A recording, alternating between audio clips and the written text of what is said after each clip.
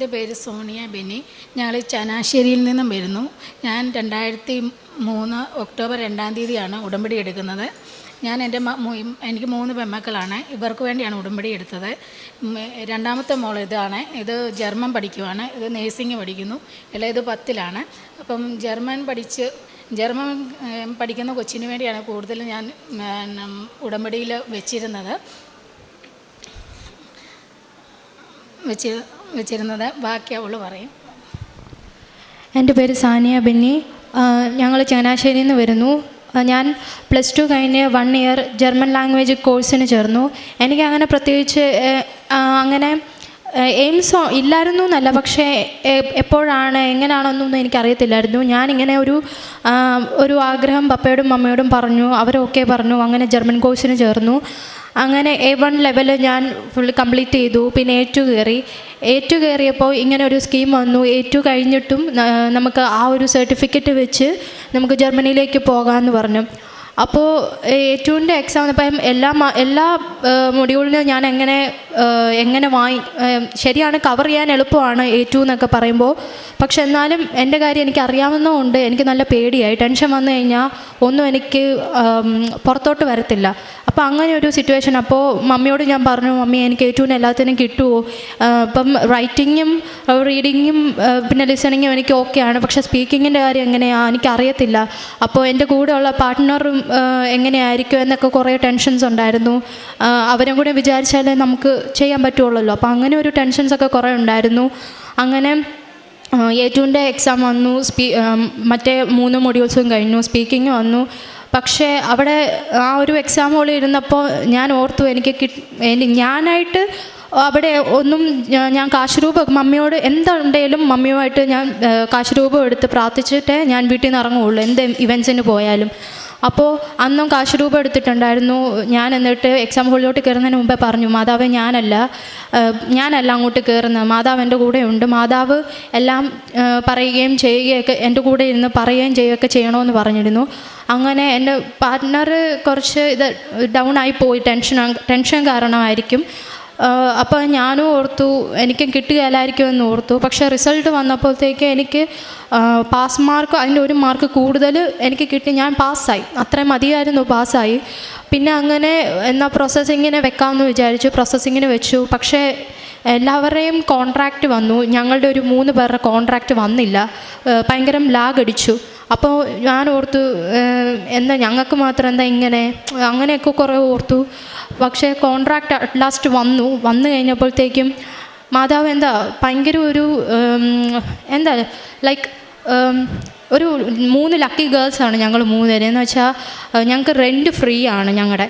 അപ്പോൾ കോൺട്രാക്റ്റ് വന്നു, working contract വന്നു, എല്ലാം വന്നു. മറ്റുള്ളവരെക്കാളും കുറച്ച് ഡിഫറെൻ്റ് ആയിരുന്നു ഞങ്ങളുടെ. അതൊരുപാട് നന്ദിയുണ്ട് മാതാവിന്. പിന്നെ അങ്ങനെ വിസ പ്രോസസ്സിങ്ങിന് പോയി ഞാൻ. അപ്പോൾ എൻ്റെ കൂടെ ഉള്ള ചേച്ചിയും കൂടെ വരുന്ന ചേച്ചിയും ഞാനും കൂടി ആയിരുന്നു പോയത്. പക്ഷേ ഞങ്ങളെല്ലാം ആപ്ലിക്കേഷൻസ് എല്ലാം ഒരുമിച്ച് വെച്ചു, എല്ലാം ഒരുമിച്ച് സെയിം ഡോക്യുമെൻറ്റ്സ്. പക്ഷേ ചേച്ചിക്ക് ഒരു 5-10 ദിവസം കഴിഞ്ഞപ്പോൾ ചേച്ചിയുടെ വിസ ചേച്ചിക്ക് കൈ കിട്ടി. പക്ഷേ എൻ്റെ പിന്നെയും ലാഗ് അടിക്കുന്നു. ഞങ്ങളെല്ലാം സെയിം ഡോക്യുമെൻറ്റ്സ് ആണ് വെച്ചത്, എല്ലാം ഒരുമിച്ചായിരുന്നു. ചേച്ചി എൻ്റെ തൊട്ടിപ്പുറത്തായിരുന്നു. പക്ഷേ എന്നിട്ട് എൻ്റെ 10ആയി, 15ആയി, 20ആയി. ഞാൻ ഗൂഗിളൊക്കെ ചെയ്തപ്പോഴത്തേക്കും ജർമ്മനിയിലേക്കുള്ള വിസ 10 to 15 ഡേയ്സിനുള്ളിൽ വരുമെന്നായിരുന്നു. പക്ഷേ എൻ്റെ 10 കഴിഞ്ഞു, 20 കഴിഞ്ഞു, 25 ദിവസം കഴിഞ്ഞു, എനിക്ക് വരുന്നില്ല. അപ്പം പിന്നെ ഞാൻ ഭയങ്കര ഡള്ളായിരുന്നു ആകെ. പിന്നെ മമ്മിയോട് ഞാൻ പറഞ്ഞു, മമ്മി എനിക്ക് മാത്രം എന്നെ ഇങ്ങനെ, ഞാൻ ആകെപ്പാടെ ഡൗൺ ആയിപ്പോയി. പിന്നെ മമ്മിയെ നല്ലപോലെ പ്രാർത്ഥിച്ചു. പിന്നെ ഞാനും മാതാവേ ഇത് പോയില്ലെങ്കിൽ എനിക്ക് പോയേ പറ്റുള്ളൂ, പോയില്ലെങ്കിൽ കുറേ കാര്യങ്ങൾക്കൊക്കെ തടസ്സം ഉണ്ടാവും, അപ്പം എന്ത് ചെയ്യും? അതുപോലെ തന്നെ ജാനുവരി പോകും എന്നൊരു ഇതായിരുന്നു പറഞ്ഞിരുന്നത്. പക്ഷേ അത് ജാനുവരി കഴിഞ്ഞു, ഫെബ്രുവരി കഴിഞ്ഞു, മാർച്ച് കഴിഞ്ഞു. പക്ഷേ ഒന്നും നടന്നില്ല. അപ്പം ജാനുവരി പോകുന്നെന്നോ വിചാരിച്ച് പപ്പ, നമ്മൾ ഫിനാൻഷ്യലി കുറച്ച് സ്റ്റേബിൾ അല്ല, അതുകൊണ്ട് പപ്പ കുറച്ച് ക്യാഷൊക്കെ അവിടെ നിന്നൊക്കെ വാങ്ങിച്ചായിരുന്നു ജാനുവരി പോകുമെന്ന് പറഞ്ഞുകൊണ്ട്. പക്ഷേ അപ്പോഴും അതൊന്നും നടന്നില്ല. അപ്പം പപ്പായ്ക്ക് അത് വലിയൊരു ബേർഡനായിട്ട് പോയി. അങ്ങനെ നമ്മൾ വിചാരിക്കാത്ത ആൾക്കാർ വിചാരിക്കാത്ത സ്ഥലത്തു നിന്ന് പൈസ നമുക്ക് നമ്മുടെ ആവശ്യ നേരത്ത് നമുക്ക് കിട്ടിയത് മാതാവിൻ്റെ ഒരു വലിയ അനുഗ്രഹമായിരുന്നു. പിന്നെ വിസ വന്നില്ല. എന്നിട്ടും പിന്നെ മമ്മിയും ഞാനോട് ഞങ്ങളെല്ലാവരും കൂടി പ്രാർത്ഥിച്ചു. അങ്ങനെ 41 ഡേയ്സ് ആയപ്പോഴത്തേക്കും എൻ്റെ വിസ വന്നു. അപ്പോൾ അവിടുന്ന് വിളിച്ചു പറഞ്ഞു, കൊറിയർ സർവീസിൽ നിന്ന് വിളിച്ചു പറഞ്ഞു വിസ വന്നിട്ടുണ്ടെന്ന് പറഞ്ഞു. പിന്നെ എൻ്റെ അടുത്ത ടെൻഷൻ എന്ന് പറയുന്നത് ഡേറ്റ് എങ്ങനെയായിരിക്കും, ഡ്യൂറേഷൻ എങ്ങനെയായിരിക്കും സ്റ്റാർട്ട് ചെയ്യേണ്ടത്. എനിക്ക് ജൂൺ 1 ഈ മന്ത് ജൂൺ 1 എനിക്ക് അവിടെ വർക്ക് തുടങ്ങേണ്ടത്. ഞങ്ങളുടെ ഡ്യൂട്ടി ജൂൺ 1 തുടങ്ങും. പക്ഷേ എന്നിട്ട് എനിക്ക് മെയ് 30 ആയിട്ടും എനിക്ക് വിസ കിട്ടുന്നില്ല. ഭയങ്കര ടെൻഷനായിപ്പോയി. അപ്പം ഞാനും മമ്മി ഇങ്ങനെ രാവിലെ ഒരു ദിവസം 13 ഇങ്ങനെ സംസാരിച്ചുകൊണ്ടിരിക്കുമായിരുന്നു. മമ്മി എങ്ങനെയാണ് 31 കഴിഞ്ഞ മാസം 31 ഇങ്ങനെ രാവിലെ സംസാരിച്ചുകൊണ്ടിരിക്കുമായിരുന്നു. മമ്മിയോട് ഞാൻ പറഞ്ഞു, മമ്മി വിസ വരുമോ, അടിച്ചു കാണുമോ, എങ്ങനെയായിരിക്കുമെന്നൊക്കെ മമ്മിയോട് ചോദിച്ചപ്പോൾ മമ്മി എന്നോട് പറഞ്ഞു ഞാൻ പ്രാർത്ഥിച്ചിട്ടുണ്ട്, ചിലപ്പം അന്നൊരു വെള്ളിയാഴ്ചയായിരുന്നു. അപ്പം ഞാൻ ചോദിച്ചു വെള്ളിയാഴ്ച എങ്ങനെയാണ്, ഡിസ്പാച്ചിങ് ഉണ്ടോ, എങ്ങനെയായിരിക്കും എന്നൊക്കെ ചോദിച്ചപ്പോൾ മമ്മി പറഞ്ഞു ഇന്ന് തന്നെ വരും, ഉറപ്പാണ്, കണ്ടു. അപ്പം ഞാൻ പറഞ്ഞു തിങ്കളാഴ്ച വരുവുള്ളായിരിക്കും, ഇനി വീക്കെൻഡ് ആയില്ലേ, കാണുകയല്ലായിരിക്കും എന്ന് പറഞ്ഞു. അപ്പോൾ മമ്മി പറഞ്ഞു ഇല്ല ഇന്ന് തന്നെ വരും. അപ്പോൾ ഞാൻ ഓർത്തു, അപ്പോൾ എൻ്റെ കൂടെയുള്ള ചേച്ചി ഫോൺ അപ്പോൾ ചാർജ് ചെയ്യാനിട്ടിരിക്കുമായിരുന്നു. അപ്പോൾ കൂടെയുള്ള ചേച്ചിയുടെ വന്ന ദിവസം ഏതാണെന്ന് നോക്കാൻ വേണ്ടി ഞാൻ ജസ്റ്റ് മമ്മിയോട് ഇരുന്നതിൻ്റെ ഇടയ്ക്ക് ഞാൻ അപ്പുറത്തെ റൂമിൽ പോയി ഫോൺ എടുത്ത് നോക്കിയപ്പോൾ എനിക്ക് VFSന്ന് മെസ്സേജ് വന്നിരിക്കുവാണ് ഡിസ്പാച്ച് ആയി എന്ന് പറഞ്ഞ്. ഞാനോർത്തു 19 ഡേയ്സ് ആകുമായിരിക്കും ഇനിയും വരാനായിട്ടൊക്കെ ഭയങ്കര ടെൻഷനായിരുന്നു. പക്ഷേ എനിക്ക് 41st ഡേ ആയപ്പോഴത്തേക്കും എൻ്റെ വിസ എനിക്ക് വന്നു.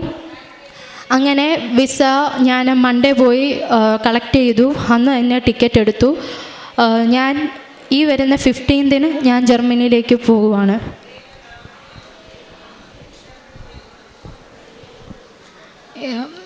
ഇവർക്ക് പോകാൻ വേണ്ടി ഫിനാൻഷ്യലി ഞങ്ങൾ സ്റ്റേബിൾ അല്ലെന്ന് പറഞ്ഞില്ലേ. അപ്പോൾ ആദ്യമേ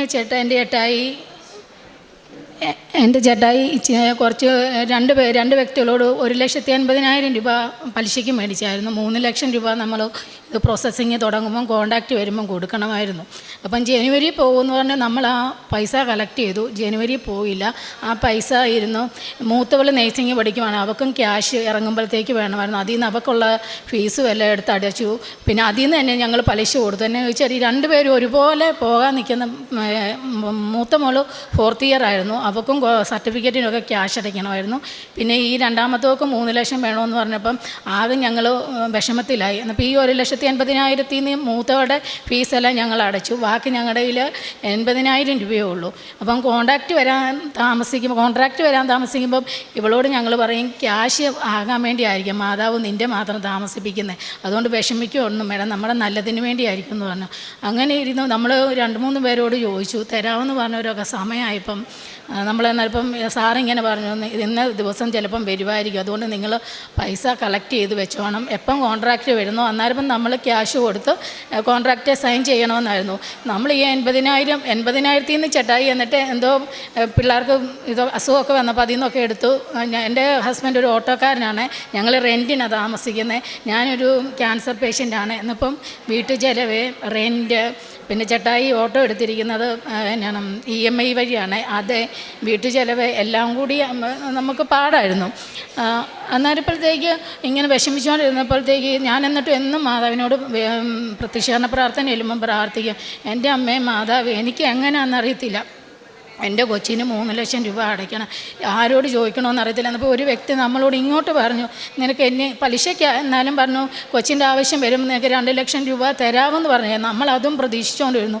കോൺട്രാക്റ്റ് വരാൻ 2 ആഴ്ചയ്ക്ക് മുമ്പേ ഞാൻ ചെന്ന് പുള്ളിയോട് ചോദിച്ചപ്പം ഇല്ല നടക്കത്തില്ലെന്ന് പറഞ്ഞു. ആകെപ്പാടെ ഇങ്ങനെ സങ്കടത്തിലായിപ്പോയി. അപ്പോൾ ഇങ്ങനെ ഞാൻ എന്നിട്ട് മാതാവിനോട് പ്രാർത്ഥിച്ചു, മാതാവ് എനിക്ക് തരണം, എൻ്റെ കൊച്ചിന് പോകണം. അപ്പോൾ ഈ പ്രോസസ്സിങ് തുടങ്ങുന്നതിന് മുമ്പേ ഞങ്ങളിവിടെ വന്ന് പ്രാർത്ഥിച്ചു, മാതാവിനോട് പറഞ്ഞു, മാതാവേ ഞങ്ങൾ പ്രോസസ്സിങ്ങിന് കൊടുക്കുക, എന്നെങ്കിലും നിനക്ക് ഇഷ്ടമുണ്ടെന്നുണ്ടെങ്കിൽ ഇത് സ്മൂത്തായിട്ട് മുന്നോട്ട് പോകണം, ഇല്ലെന്നുണ്ടെങ്കിൽ എന്തെങ്കിലും തടസ്സം അത് മാറ്റി തരണമെന്ന് പറഞ്ഞു. പക്ഷേ എല്ലാ കാര്യങ്ങളും കോൺട്രാക്റ്റ് വരാൻ സമയമായി. അപ്പം ഞാൻ പറഞ്ഞു, മാതാവ് നിന്നോട് ചോദിച്ചിട്ടല്ലേ ഞങ്ങൾ കൊടുത്തത്, അപ്പോൾ ഞങ്ങൾക്ക് ഈ ക്യാഷിനുള്ളൊരു വഴിയും കൂടിയും കാണിച്ചു തരണമെന്ന് പറഞ്ഞു. അപ്പം വ്യക്തികൾ ആരെയും തരുന്ന ലക്ഷണമൊന്നുമില്ല. ഇപ്പം ചേട്ടായി പറഞ്ഞു ആരെങ്കിലും മുഖേന കിട്ടണമെന്ന് നീ പ്രാർത്ഥിച്ചത് മാതാവ് കാണിച്ചു തരും. ഇപ്പം ഇങ്ങനെ ഇരിക്കുമ്പോഴത്തേക്ക് ഒരു ദിവസം എൻ്റെ ഫോണിൽ ഇങ്ങനെ നമ്മുടെ ഫോണിൽ ഇങ്ങനെ വരുമല്ലോ, പേഴ്സണൽ ലോൺ എന്ന് പറഞ്ഞ് വരുമല്ലോ. അപ്പം അതൊക്കെ ചിലതൊക്കെ ഫേക്കാണ്. അപ്പോൾ ഞങ്ങളുടെ അടുത്തുള്ളൊരു ബാങ്കിൽ നിന്ന് ലോൺ അക്കൗണ്ട് എടുത്തിട്ടുണ്ടായിരുന്നു. ആ അക്കൗണ്ട് നമ്മുടെ ഒരാവശ്യത്തിന് വേണ്ടി എടുത്തിയ, പക്ഷേ അത് നമുക്കത് ആ ബാങ്കിൻ്റെ അക്കൗണ്ട് പ്രയോജനപ്പെട്ടില്ല. എന്നപ്പോൾ ഞാൻ അതിൽ ബാലൻസ് ഒരു 561 രൂപ ഉണ്ടായിരുന്നു. അതും കൂടി ഞാൻ പറഞ്ഞു ഇനിയും വേണ്ട, ഏതെങ്കിലും ഒരു ബാങ്കിൽ മതി അക്കൗണ്ട് എന്ന് പറഞ്ഞ് ഞാൻ ആ ബാങ്കിൽ നിന്ന് 500 രൂപയും കൂടി ഉള്ളത് ഇവളെ കൊണ്ട് എടുപ്പിച്ചിട്ട് ഞാൻ പറഞ്ഞു ഇനി ആ ബാങ്കിലോട്ട് പോവുകയും വേണ്ടെന്ന് പറഞ്ഞ് ഞങ്ങളിങ്ങ് പോയി. അത് കഴിഞ്ഞപ്പോൾ ഈ കോൺട്രാക്റ്റൊക്കെ വരാൻ സമയമായപ്പോൾ ഒരു 5-6 മാസം കഴിഞ്ഞപ്പോഴത്തേക്കാണ് ഇവിടെ ഈ കാര്യം പറഞ്ഞ് ഞാൻ പ്രാർത്ഥിക്കുന്നത്. അപ്പോൾ എൻ്റെ ഫോണിലൊരു മെസ്സേജ് വരുന്നു, പേഴ്സണൽ ലോൺ ഇങ്ങനെ കൊടുക്കുന്നുണ്ട് ഈ ബാങ്കിലെന്ന് പറഞ്ഞു. അപ്പോൾ അപ്പോൾ എൻ്റെ ഒരു ഫ്രണ്ടാണ് അവിടെ അസിസ്റ്റൻറ്റ് മാനേജറായിട്ടിരിക്കുന്നത്. ഞാൻ എന്നിപ്പോൾ അവന് ഫോർവേഡ് ചെയ്തിട്ട് ചോദിച്ചു, എടാ ഇങ്ങനെ ഒരു മെസ്സേജ് വന്നിട്ടുണ്ട്, അത് സത്യമാണോ എന്ന് ചോദിച്ചു. അപ്പോൾ എന്നോട് പറഞ്ഞു ആണ് ചേച്ചി, ചേച്ചിക്ക് എടുക്കാൻ പ്ലാനുണ്ട്. ഞാൻ പറഞ്ഞു ഉണ്ട്, കൊച്ചിൻ്റെ ആവശ്യം ഇങ്ങനെ നടക്കാൻ, കൊച്ചിൻ്റെ ആവശ്യത്തിന് വേണ്ടി ഇങ്ങനെ നമ്മൾ പൈസ ഓടി നടക്കുമെന്ന് പറഞ്ഞു. എന്നാൽ ചേച്ചി ഒരു കാര്യം ചെയ്യേ, അതിലൊരു ആപ്പുണ്ട്, അത് ഡൗൺലോഡ് ചെയ്യാൻ പറഞ്ഞത്. അപ്പം ആ ആപ്പിൽ കയറി ഡൗൺലോഡ് ചെയ്ത് അതിനകത്തൊക്കെ നോക്കി വേണം ഇത് ചെയ്യുന്നത്. അപ്പം നമ്മൾ ഈ ടെൻഷൻ കാരണം കൊണ്ട് ഞാൻ പറഞ്ഞു എനിക്കറിയത്തില്ല എന്ന് പറഞ്ഞു. അപ്പം പറഞ്ഞു എന്നാൽ ചേച്ചി ഇങ്ങോട്ട് പോരെ, ഒരു 10-12 മണിയാകുമ്പം വാ, ഞാനത് ശരിയാക്കി തരാമെന്ന് പറഞ്ഞു. ശരി, അന്നേരം ഇപ്പം ഞാൻ പോകുമ്പോൾ ഈ പ്രത്യക്ഷീകരണ പ്രാർത്ഥനയും ചൊല്ലി ഈ ലോക്കറ്റ് മാതാവിൻ്റെ കാശുരൂപവുമായിട്ടാണ് പോകുന്നത്. അപ്പം 12 മണിയാകുമ്പോൾ ഇപ്പോൾ അവിടെ ചെന്നപ്പോഴത്തേക്ക് അവൻ വന്ന് ഈ ഫോണിൽ നോക്കിയപ്പം ആദ്യമേ ആപ്പ് എടുത്തതിൻ്റെ പാസ്വേഡ് ഞാൻ മറന്നുപോയി. അപ്പം പറഞ്ഞു ചേച്ചി ഇതൊക്കെ ഓർത്ത് വെക്കണ്ട. അപ്പോൾ ഞാൻ പറഞ്ഞു വേറെ വഴിയൊന്നും ഇല്ലെന്ന് ചോദിച്ചവൻ പറഞ്ഞു എന്നാൽ ഞാൻ നോക്കട്ടെ, ഒന്നും കൂടി നോക്കട്ടെ എന്ന് പറഞ്ഞ് അവൻ ആപ്പ് എടുത്ത് തന്നു. പക്ഷേ അവന് വേറെന്തോ ഈ ലോൺ സംബന്ധമായിട്ട് ഏതോ വീട് നോക്കാൻ പോകണം. അന്നിപ്പോൾ എന്നോട് പറഞ്ഞു ചേച്ചി എന്നാൽ ഒരു കാര്യം ഉച്ച കഴിഞ്ഞ് വരാൻ പറഞ്ഞു. ഞങ്ങൾ വീട്ടിൽ പോയി, ഞാൻ പിള്ളേരോട് പറഞ്ഞു. അപ്പോൾ ഒരു 5 മണിയൊക്കെ ആയപ്പോൾ ഞാൻ മെസ്സേജ് അവൻ ചോദിച്ചു വരുന്നില്ലെന്ന് ചോദിച്ചപ്പോൾ ഞാൻ പറഞ്ഞു ഇല്ലടാ നാളെ വരാം, ഇനിയിപ്പോൾ ഇത്ര സമയമായില്ലേന്ന് പറഞ്ഞു. എന്ന് പറഞ്ഞ് ഞങ്ങൾ വർത്തമാനം പറഞ്ഞിട്ട് പിന്നെ എൻ്റെ മനസ്സിലിരുന്ന് മാതാവ് പറയും നീ ഇപ്പം പോകുന്ന ഒരു 2-3 പ്രാവശ്യം പറയും. അപ്പം ഞാൻ പെട്ടെന്ന് ഒരുങ്ങി ഞാൻ അവിടെ ചെന്നു. 5-5:30 ആയി, ബാങ്കൊക്കെ ക്ലോസ് ചെയ്യാറായി. എന്നാലപ്പോഴത്തേക്ക് 5:30 ആയപ്പോൾ അവിടെ ചെന്നപ്പോഴത്തേക്ക് അവൻ പെട്ടെന്ന് നോക്കി കഴിഞ്ഞപ്പോഴത്തേക്ക് എന്നോട് പറഞ്ഞു നോക്കട്ടെ ലോൺ വന്ന് കിടപ്പുണ്ടോ എന്ന് നോക്കട്ടെ എന്ന് പറഞ്ഞു. ഓഫറിനകത്ത് നോക്കിയപ്പം ലോൺ വന്ന് കിടപ്പുണ്ട്, നമുക്ക് ഓഫറുണ്ട്. പക്ഷേ അതിൻ്റെ പ്രൊസീജിയേഴ്സ് ഇങ്ങനെ വന്നപ്പോഴത്തേക്ക് എനിക്ക് ജോലി ഉണ്ടായിരുന്നു. ഞാൻ ഈ അസുഖം വന്നത് കാരണം കൊണ്ട് ജോലി റിസൈൻ ചെയ്തായിരുന്നു. എന്നപ്പോൾ എന്നോട് ചോദിച്ചു ചേച്ചി സ്കൂളിൽ ഇപ്പം പോകുന്നുണ്ടോ? ഞാൻ പറഞ്ഞു സ്കൂളിൽ പോകുന്നില്ലല്ലോ, റിസൈൻ ചെയ്തെന്ന് പറഞ്ഞപ്പം പറഞ്ഞു എന്നാൽ കിട്ടാൻ പാടാ ചേച്ചി എന്ന് പറഞ്ഞു. ഞാൻ എന്നപ്പോൾ ഈ കാശ് രൂപ ഇങ്ങോട്ട് മുറുകെ പിടിച്ചിട്ട് ഞാൻ പറഞ്ഞു എൻ്റെ സഞ്ചാരി മാതാവി നീ വന്ന് ഇവിടെ അത്ഭുതം പ്രവർത്തിക്കണമെന്ന് പ്രാർത്ഥിച്ചു. ഉടനെ അവൻ പറഞ്ഞു ഞാൻ നോക്കട്ടെ, ഒന്നും കൂടി നോക്കട്ടെ എന്ന് പറഞ്ഞു. അവർക്കല്ലേ അതിൻ്റെയൊക്കെ ഫോർമാലിറ്റീസ് അറിയത്തുള്ളൂ. അവനെ ഏതാണ്ടൊക്കെ ചെയ്തു. ചേച്ചിക്ക് ഭാഗ്യം ഉണ്ടെങ്കിൽ കിട്ടും, പ്രാർത്ഥിച്ചു എന്ന് പറഞ്ഞു. പ്രാർത്ഥിച്ചു. ആ സെക്കൻഡിൽ തന്നെ ഞങ്ങൾക്കൊരു ഈടും കൊടുക്കാതെ, അതിന് മുമ്പേ ഞാൻ അവിടെ പേഴ്സണൽ ലോൺ ചോദിച്ചതായിരുന്നു. അപ്പം നമുക്ക് ഈട് കൊടുക്കണമെന്ന് പറഞ്ഞു. നമുക്ക് ആധാരമൊന്നുമില്ല, അത് കാരണം കൊണ്ട് കൊടുക്കാൻ ഈടൊന്നുമില്ല, അത് കാരണം കൊണ്ട് നമ്മളത് വേണ്ടെന്ന് വെച്ചത്. അവൻ പറഞ്ഞു കിട്ടത്തില്ല ചേച്ചി എന്ന് പറഞ്ഞത്. പക്ഷേ ഒരു ഈടും കൊടുക്കാതെ അമ്മ മാതാവ് എൻ്റെ കൊച്ചിന് കോൺട്രാക്റ്റിന് കൊടുക്കാനുള്ള പൈസ എൻ്റെ ഒരു ഫ്രണ്ടും ഈ ലോണും കൂടിയും കൂട്ടി ഞങ്ങൾക്ക് അത് കിട്ടി. പിന്നെ ഉള്ള പൈസ എന്ന് പറഞ്ഞാൽ ടിക്കറ്റിനും ബാക്കിയുള്ള കാര്യങ്ങൾക്കും മാതാവ് അറിയാതെ തന്നെ നമ്മൾ ഒത്തിരിയും കാലമായിട്ടും നമ്മൾ കോണ്ടാക്റ്റ് ഇല്ലാത്ത വ്യക്തികളെ വിളിച്ച് ചോദിച്ചപ്പം തന്നെ നമുക്ക് മാതാവ് അതിനുള്ള അനുഗ്രഹം തന്നു. എൻ്റെ മോള് 15-ാം തീയതി പോവുകയാണ്. പിന്നെ മൂത്ത മോൾക്ക് വേണ്ടിയാണ്. മൂത്ത മോള് നേഴ്സിംഗ് പഠിച്ചിറങ്ങിക്കഴിഞ്ഞ് എവിടെയെങ്കിലും നാട്ടിൽ കയറണമെന്നാണ് ആദ്യം പറഞ്ഞത്. അപ്പം പപ്പ പറഞ്ഞു IELTS പഠിക്കുക അല്ലെങ്കിൽ OET പഠിക്കുമെന്ന് പറഞ്ഞപ്പോൾ അവൾ പറഞ്ഞു എനിക്ക് കോൺഫിഡൻസ് ഇല്ല പപ്പ, ഒന്ന് എഴുതി പോയാൽ 30-35,000 രൂപയാവും. പപ്പയുടെ ഈ അവസ്ഥയെ ഞാൻ എഴുതുന്നില്ല, അതുകൊണ്ട് എവിടെയെങ്കിലും എക്സ്പീരിയൻസിന് കയറാമെന്ന് പറഞ്ഞു. അപ്പം ഞങ്ങൾ കുറേ ഹോസ്പിറ്റലിൽ വിളിച്ചു ചോദിച്ചപ്പോഴല്ല അവർ പറഞ്ഞത് 3 മാസം കഴിയുമ്പോൾ ഇവർക്ക് സർട്ടിഫിക്കറ്റ് കിട്ടണം, അത് കഴിഞ്ഞ് അവർക്ക് ഫ്രഷേഴ്സിന് പറ്റത്തുള്ളെന്ന് പറഞ്ഞു. ഞാൻ അന്നേരം ഇപ്പം ആദ്യത്തെ പുതുക്കിന് വന്നിട്ട് പോയപ്പം ഞാൻ പറഞ്ഞു എൻ്റെ അമ്മയെ 2ാമത്തെ പുതുക്കിന് വരുമ്പോൾ എൻ്റെ 3 പിള്ളേരുടെയും ഞാൻ പറഞ്ഞ ആവശ്യങ്ങൾ സാധിച്ചു തരണേ. എൻ്റെ ആ 2ാമത്തെ പുതുക്കിന് മുമ്പ് ഇത് 3 എനിക്ക് സാധിച്ചു തരണേ അമ്മ മാതാവേ, അങ്ങനെ നിൻ്റെ പ്രത്യക്ഷീകരണത്തിൻ്റെ ഒരു സാക്ഷിയാക്കി എന്നെ മാറ്റണമെന്ന് പറഞ്ഞിട്ടാണ് പോയത്. അപ്പം അതുവരെ ഞങ്ങളുടെ ഒരു ഇപ്പം ഞങ്ങൾ വിളിച്ചു ചോദിച്ചു, അന്നേരം ഇതില്ലാതെ സർട്ടിഫിക്കറ്റ് ഇല്ലാതെ പറ്റത്തില്ലെന്ന് പറഞ്ഞു. അങ്ങനെ അപ്പം ഞങ്ങൾ ഓർത്തു 3 മാസം കൊച്ച് വീട്ടിൽ നിൽക്കണം, കുഴപ്പമില്ല നിങ്ങൾ വിചാരിച്ചിരുന്നപ്പോഴത്തേക്കാണ് ഞങ്ങളുടെ ഒരു കസിൻ സിസ്റ്റർ, ചേട്ടായുടെ ഒരു പെങ്ങൾ, പുള്ളിക്കാരി ഡൽഹിയിലാണ്. പുള്ളിക്കാരി കൊറോണയ്ക്ക് മുമ്പേ വരെ ഞങ്ങളുമായിട്ട് കോണ്ടാക്റ്റ് ഉണ്ടായിരുന്നു. പക്ഷേ കൊറോണ കഴിഞ്ഞ് അങ്ങനെ കോണ്ടാക്റ്റ് ഒന്നുമില്ലായിരുന്നു. പെട്ടെന്ന് ഒരു ദിവസം ഇവൾ വീട്ടിൽ വന്നു കഴിഞ്ഞ് മെസ്സഞ്ചറിൽ ഒരു 1-2-3 ആഴ്ച ആയുള്ളൂ. മെസ്സഞ്ചറിൽ ചേച്ചി ഇവിടെ മാതാവിൻ്റെ ഒരു ഭക്തയാണ്, പുള്ളിക്കാരിയുടെ വീട്ടിൽ തിരി കത്തിച്ച് വെച്ചപ്പം മാതാവിൻ്റെ ഒരു രൂപം ഇങ്ങനെ വന്നത് എനിക്ക് സെൻഡ്. അപ്പോൾ എന്നോട് പറഞ്ഞു മാതാവ് ഞങ്ങളുടെ വീട്ടിൽ വന്നെന്ന് പറഞ്ഞു. അപ്പോൾ ഞാൻ പറഞ്ഞു ആണോ എന്ന് പറഞ്ഞു, അനുഗ്രഹം ഉണ്ടല്ലോ എന്ന് പറഞ്ഞ് ഞങ്ങളും അങ്ങോട്ടും ഇങ്ങോട്ടും സംസാരിച്ചില്ല. ഞാനിങ്ങനെ കൈ കൂപ്പിയെന്ന പോലെ ഇട്ടു വെച്ചു, മെസ്സേജ് ഇട്ടില്ല. പിന്നെ ഇവർ പപ്പ പറയും OET എഴുത, ഇവളുടനെ പറഞ്ഞാൽ പപ്പ പറയാം പിള്ളേർക്ക് കോൺഫിഡൻസ് ഇല്ല, അങ്ങനെ ഇങ്ങനെ അതെല്ലാം പപ്പ പറയുമ്പോൾ ഇവൾക്ക് വിഷമമാവും. അപ്പോൾ ഞാൻ പറഞ്ഞു നീ വിഷമിക്കേണ്ട, നീ ഇങ്ങനെ ഒരു വചനം പറഞ്ഞ് പ്രാർത്ഥിയില്ലേ, ഞാൻ നിനക്ക് മുമ്പേ പോയി ആ ഇരുമ്പോടാമ്പലുകൾ ഓടിക്കുകയും പിച്ചളവാതിലുകൾ തകർക്കുകയും ചെയ്യും. ആ ഒരു വചനം നീ അങ്ങോട്ട് പറഞ്ഞ് പ്രാർത്ഥിയില്ല, മാതാവ് ഒരു വഴി കാണിച്ച് തരുമെന്ന് പറഞ്ഞു. അത് കഴിഞ്ഞപ്പോൾ ഞാൻ ചുമ്മാ ഇവർ പപ്പായും മക്കളും ഈ കാര്യം തന്നെ സംസാരിച്ചുകൊണ്ടിരുന്നപ്പം ആ ചേച്ചി മെസ്സഞ്ചറിൽ ഓൺലൈനിലുണ്ട്. അപ്പം ഞാൻ നോക്കിയപ്പോൾ ഞാൻ ചുമ്മാ ചോദിച്ചു ചേച്ചി ഏത് ഹോസ്പിറ്റലിലാണ് വർക്ക് ചെയ്യുന്നതെന്ന് ചോദിച്ചു. എന്നപ്പം പറഞ്ഞു ഞാൻ ഹോസ്പിറ്റലിലല്ല, ഞാൻ ഒരു സ്കൂളിലെ നേഴ്സാന്ന് പറഞ്ഞു.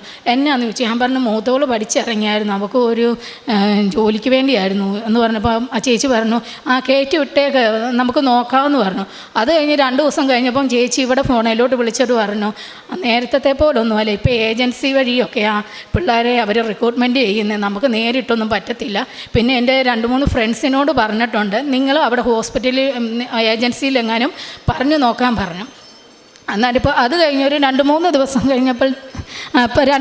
കഴിഞ്ഞപ്പോഴത്തേക്ക് പിന്നെ ആ ചേച്ചി വിളിച്ചിട്ട് പറഞ്ഞു നിനക്ക് ഏതെങ്കിലും ഒരു ചെറിയ ഹോസ്പിറ്റലിൽ മതിയോ, എക്സ്പീരിയൻസിനല്ലേ ഏതെങ്കിലും ചെറിയ ഹോസ്പിറ്റലിൽ മതിയോ എന്ന് ചോദിച്ചപ്പോൾ പറഞ്ഞു. ഞങ്ങൾ പറഞ്ഞു മതി. അപ്പോൾ സാലറി ചോദിച്ചപ്പോൾ പറഞ്ഞാൽ 10-20 രൂപ കിട്ടുമായിരിക്കും എന്നിങ്ങനെ പറഞ്ഞു. അപ്പം ഇവക്കൊരു വിഷമമെന്ന് പറയുന്നത് ചെറിയ ഹോസ്പിറ്റലിൽ കയറി അവരെ എക്സ്പീരിയൻസ് സർട്ടിഫിക്കറ്റ് കിട്ടുമോ എന്നുള്ളൊരു ഡൗട്ടായിരുന്നു. അപ്പോൾ ആ ചേച്ചി പറഞ്ഞു എടി ഒത്തിരി ചെറിയ ഹോസ്പിറ്റലല്ല, പിന്നെ മാക്സൊക്കെ പോലെ അത്ര ഫേമസ് അല്ലെന്ന് പറഞ്ഞു. അന്നേരം ഞങ്ങൾ പറഞ്ഞു ഓക്കെ എന്ന് പറഞ്ഞു. അപ്പോൾ അത് കഴിഞ്ഞപ്പോൾ ഇവർക്ക് ഞങ്ങൾ എവിടെയോ ഞങ്ങളുടെ ഒരു കസിൻ്റെ മനസ്സമ്മതത്തിന് എൻഗേജ്മെൻറ്റിന് പോകാൻ നേരത്തേക്ക് ഒരു 12 മണിയായി ഞങ്ങൾ ഒരുങ്ങിക്കൊണ്ടിരുന്നപ്പോൾ ഇവർക്ക് ഒരു കോള് വന്നു. ഡൽഹിയിലുള്ള മേദാന്ത ഹോസ്പിറ്റലിൽ നിന്ന് ഒരു ഇൻ്റർവ്യൂ ആയിരുന്നു. ഇവിടെ പ്രിപ്പയർഡ് അല്ലായിരുന്നു, പക്ഷേ ചോദിച്ചതിനൊക്കെ ഉത്തരം പറഞ്ഞു. അത് കഴിഞ്ഞ് 2 ദിവസം കഴിഞ്ഞപ്പോൾ ഇവിടെ പറഞ്ഞു മമ്മി ഞാൻ ഇച്ചിരി പെപ്പപ്പൊക്കെ വെച്ചിട്ടുണ്ട്, പെട്ടെന്ന് വിളിച്ച കാരണം കൊണ്ട് പറയാൻ പറ്റിയില്ല, അതുകൊണ്ട് എങ്ങനെയാണെന്ന് അറിയത്തില്ലെന്ന് പറഞ്ഞു. അത് കഴിഞ്ഞ് 2 ദിവസം കഴിഞ്ഞപ്പോൾ അവർ വേറൊരാൾ അവിടുന്ന് തന്നെ വിളിച്ചു, അതിനും ഇവൾ പാസ്സായി. പിന്നെ 3ാമത് വിളിച്ചു, അതിനും പാസ്സായി. പിന്നെ ഒരു ഓൺലൈൻ എക്സാം ഉണ്ടായിരുന്നു, അതും എഴുതി പാസ്സായി. 4ാമത് അവരുടെ മെയിൻ HR വിളിച്ചിട്ട് എല്ലാം ചോദിച്ചു. അത് കഴിഞ്ഞപ്പോഴത്തേക്ക് അവർ വൈകുന്നേരം ആയപ്പോഴത്തേക്ക് ഓഫർ ലെറ്റർ വിട്ടു, നമ്മുടെ സാലറി ഉൾപ്പെടെയുള്ള ഓഫർ ലെറ്റർ ഇട്ടു.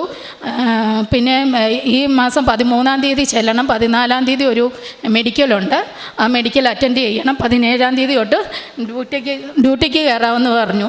അതും എൻ്റെ അമ്മ മാതാവ് എനിക്ക് സാധിച്ചു തന്നു. അതൊരു വലിയ ഹോസ്പിറ്റലാണ്, പക്ഷേ ചേച്ചി പറഞ്ഞ ചെറിയ ഹോസ്പിറ്റലിൽ നിന്നല്ല അവർ വിളിച്ചത്. ചേച്ചിയുടെ ഫ്രണ്ട് ഇവിടെ CV അയച്ചു കൊടുത്തപ്പം ചേച്ചിയുടെ ഫ്രണ്ടിന് അയച്ചു കൊടുത്തു. ഫ്രണ്ടിൻ്റെ ഹസ്ബൻഡ് അവിടെ മേദാന്ത ഹോസ്പിറ്റലിൽ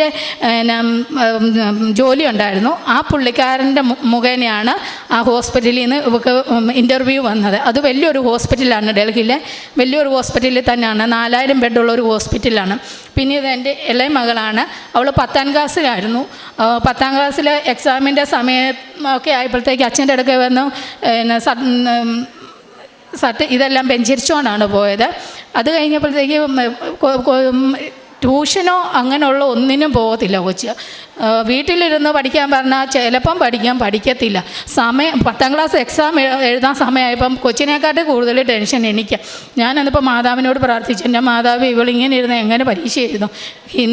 ഹിന്ദി, ഫിസിക്സ്, മാത്സ്, കെമിസ്ട്രി ഈ 4 വിഷയം ഭയങ്കര പാടാണ്. മാത്സ് തുറന്നു നോക്കുമ്പോഴേ കരയാൻ തുടങ്ങി. എനിക്കൊന്നും അറിയില്ല. എന്നാൽ ട്യൂഷന് പോകാൻ പറഞ്ഞാൽ ഒരു മാസം 30 ദിവസം ഉണ്ടെങ്കിൽ 15 ദിവസം പോകും, ബാക്കി 15 ദിവസം പോകത്തില്ല. നമ്മൾ ട്യൂഷൻ ഫീ വെറുതെ കൊടുക്കണം. ഞാൻ വീട്ടിലിരുന്ന് പഠിച്ചോളാമെന്ന് പറഞ്ഞു. ഞാൻ പറഞ്ഞാൽ ഓക്കെ. അങ്ങനെ ഇരുന്നു. ആ 4-ാം തീയതി എക്സാം തുടങ്ങി, 25-ാം തീയതി എക്സാം തീർന്നു. ഈ 25 ദിവസം ഇരുന്ന് പഠിച്ചു. പിന്നെ വൈകിട്ട് 3 മണി വരെ ഇരുന്ന് പഠിക്കും. ഇവൾ പഠിക്കാനിരിക്കുമ്പോൾ ഞാൻ ഇപ്പുറത്ത് ജപമാലയും ചെല്ലിക്കൊണ്ടിരിക്കും. ഇച്ചിരി ഒരു ഡൗണെന്ന് കാണുമ്പോൾ ഞാൻ പറയും, എൻ്റെ മാതാവേ, സഞ്ചാരി മാതാവേ, ദേണ്ട ഉറങ്ങാൻ തുടങ്ങി, നീ അടുത്ത് ചെന്ന് അവളെ പുസ്തകത്തിൽ നോക്കി പഠിക്കാനുള്ള കൃപ കൊടുക്കണേന്ന് പറയും. ഉടനെ ഒരു ഇച്ചിരി കഴിയുമ്പോൾ പുള്ളി പിന്നെ ആക്റ്റീവാകും. അങ്ങനെ 3 മണി വരെ ഇരുന്ന് പഠിച്ചു. പിന്നെ പരീക്ഷയ്ക്ക് പോകുമ്പം ഞാൻ പരീക്ഷയ്ക്ക് പോകുമ്പോഴത്തേക്ക് ലോക്കറ്റും കൊടുത്ത് തേനും മാതാവിൻ്റെ തൈലവും നെറ്റിയിലെല്ലാം തേച്ചാണ് കൊടുത്തു വിടുന്നത്.